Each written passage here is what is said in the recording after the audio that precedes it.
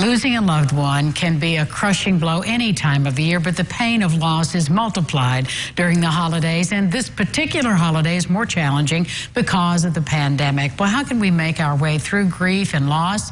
Psychotherapist and pastoral counselor Dr. Jonathan Eric Carroll joins us with another good word. Good morning, Jonathan.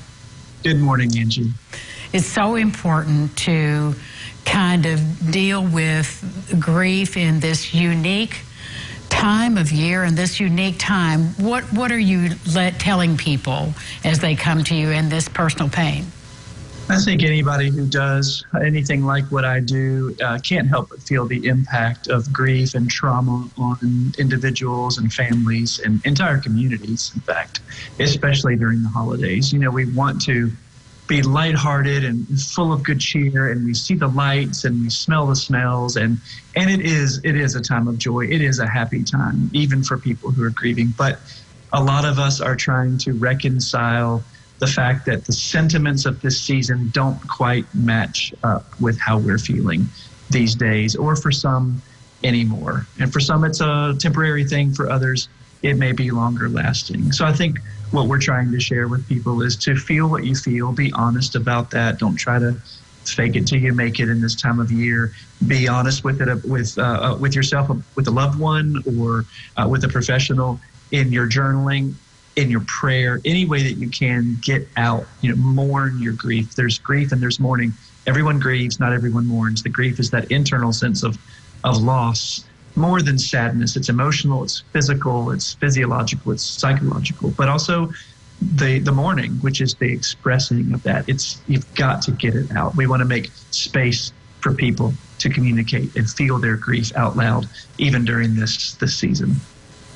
Jonathan, what about folks who maybe either don't have a good support system, or they're surrounded by people who are in denial of their pain? We live in a culture that doesn't do very well with this, Angie. We don't do well as a culture with grief. So, yeah, your point is well made. There are a lot of people who I think feel isolated, alienated, and very alone in their grief. And in that case, I think it is important for someone who does feel alone to do the work of reaching out to someone, whether a friend or a trained professional, and to be honest, to say, this is what I need. I know that this is uncomfortable. I know that this is unusual. I know this may not be something you're anticipating, but here's how I'm feeling, and I just need a safe place where I can communicate that.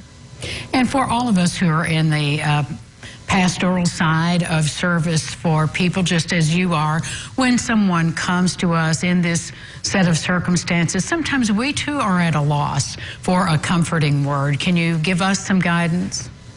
Yes, I think words have met their match when it comes to grief. And I think this is where that adage, actions speak better than words, comes into play. There really aren't words that we can say that communicate effectively or adequately how much empathy we might feel or how much sympathy we might feel for someone. There really isn't anything that's comforting enough. So I think best is our presence. Show up, be there, acknowledge, I don't have anything to say. I don't know what to say to make you feel better, but I love you. I have no idea how alone you must feel, but in this moment, you're not. I am here, and I will talk with you about nothing, or I'll talk with you about everything.